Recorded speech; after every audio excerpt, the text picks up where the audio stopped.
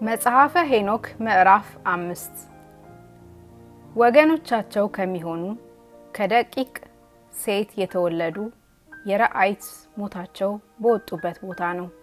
ሞታቸውም ሙሉን ሞት ይሁን። ፍርድ ሳይደረግ የመከራ ፍጻሜ እስከሚደረግባት እስከ ዕለተ ምጽአት ድረስ እንደዚሁ ይጠፋሉ። የከበረ መንግሥተ ሰማይ ከመሰጠቱ አስቀድሞ ሕግን በዘነጉ ሰዎችና በደቂቀ ሴት ፍርድ ይጀምራል።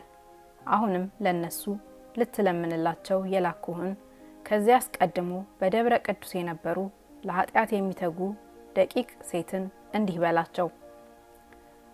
ዛሬም በደብረ ቅዱስ ነበራችሁ፣ የተሰወሩም ኃጢአቶች ገና አልተገለጡላችሁም ነበር። የተናቀ ምስጢርን አወቃችሁ፣ በልቦናችሁም ጽናት ይህንን ነገር ለሴቶች ነገራችሁ። ከዚህም ምስጢር በወንዶችና በሴቶች በዚህ ዓለም ክፋትን ያበዛሉ። እንግዲህስ ፍቅር አንድነት የላችሁም በላቸው አለኝ። እንደ ቋያ የሚቃጠሉ ሰዎች ወዳሉበት ወደዚያ ወደ አንድ ቦታ መላእክት ወሰዱኝ። ሊታዩም በወደዱ ጊዜ ሰው ሆነው ይታያሉ። ጥልቅ ነፋስ ወዳለበት ቦታ ራሱም እስከ ሰማይ ወደሚደርስ ተራራ ወሰዱኝ። ስነ ፍጥረት የሚያበሩ 4 ቦታዎችን አየሁ። በጥልቁም ዳርቻ ነጎድጓድ አለ። የእሳት ቀስት፣ የእሳት ፍላጻ፣ ጎረጎሪያቸውም የእሳት ሰይፍ፣ መብረቆችም ሁሉ አሉ።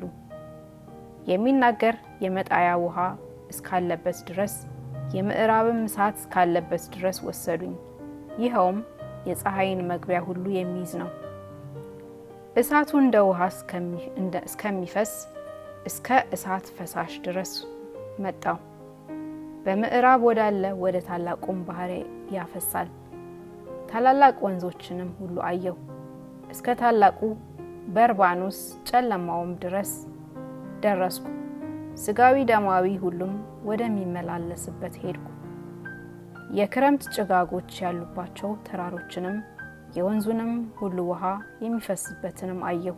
ውቅያኖስንም በዚህ ዓለም የሚፈሱ ወንዞችንም ሁሉ አፋቸውን የውቅያኖስንም አፍ አየሁ። የነፋሶችን ሁሉ ቦታዎችንም ሁሉ አየሁ። ፍጥረቱን የምድሩንም ሁሉ መሰረቶች በእነሳቸው እንዳስጌጠ አየሁ። አጸና በአራቱ ማዕዘን ያለ አድማስንም አየሁ። ምድርን ያጸኗት የጸናች ሰማይንም የሚሸከሟት 4ቱን ነፋሶች አየሁ። የከበረች ሰማይንም ነፋሶች እንደዘረጓት አየሁ። እነሳቸውም በምድርና በሰማይ መካከል ቆመው ይኖራሉ። እነሳቸውም የሰማይ ምሰሶች ናቸው። ሰማይን ዘርግተው የያዙ የፀሐይንም ክበብ የሚያገቡ ከዋክብትንም ሁሉ የሚያገቡ ነፋሶችንም አየሁ። ደመናዎችን የሚሸከሙ በዚህ ዓለም ያሉ ነፋሶችንም አየሁ። የመላእክትንም ቁጥር አየሁ። በላይ ያለ ጠፈርንም የሚያጸና በምድር ዳርቻ ያለ አድማሱን አየሁ። ወደ አዜብም ሄድኩ። በቀንም በሌሊትም ወደሚያበሩ ከከበረ ደንጊያ ወደሚበልጡ ወደ 7 ተራሮችም ሄድኩ። ዕንቁ 3ቱ በምስራቅ 3ቱም በአዜብ ናቸው። በምስራቅ ያለ ዕንቁ ግን አንዱ ቅጥልጣል የሚባል ዕንቁ፣ አንዱም ባህር የሚባል ዕንቁ ነው። አንዱ ደምርጽ የሚባል ዕንቁ ነው። በአዜብ ያለ ቀይ ዕንቁ ነው። መካከለኛው ግን ፒካ ከሚባል ዕንቁ እንደተሰራ እንደ እግዚአብሔር መቀመጫ እስከ ሰማይ ይደርሳል። የመቀመጫው አጎበሩ በሰምፔር ከሚባል ዕንቁ የተሰራ ነው። በተራራው ሁሉ ያለ የሚቃጠል እሳትንም አየሁ። በታላቅ ምድር መጨረሻ የሚሆን ቦታን በዚያ አየሁ።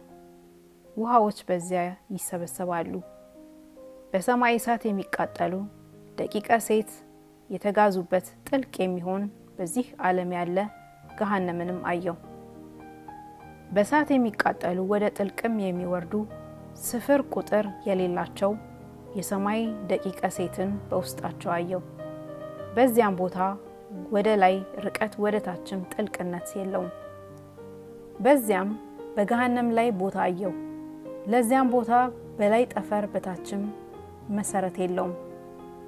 የምድረ በዳ ቦታ ነው እንጂ በላዩ ውሃ የለም፣ ወፎችም የሉም። በዚያም የሚያስፈራ ቦታን አየው። እንደሚቃጠሉ እንደ ታላላቅ ተራሮች የሚቃጠሉ 7 ኮከቦችንም አየው። የሚጠይቀኝ ረቂቅ ባልደረባይም እንደመሆኑ መልአኩ ይህ ቦታ የምድርና የሰማይ መጨረሻ ቦታ ነው፣ ለሰማይ ኮከቦች፣ ለደቂቀ ሴት፣ ለሰማይም ሰራዊት፣ በእሳት ላይ ለሚገለባበጡ ኮከቦችም ይህ የግዞት ቤት ናቸው አለኝ። በጊዜያቸው አልመጡምና በአእምሮ ፍጹም ከመሆናቸው አስቀድሞ የእግዚአብሔርን ትእዛዝ ያፈረሱ እኒህ ናቸው።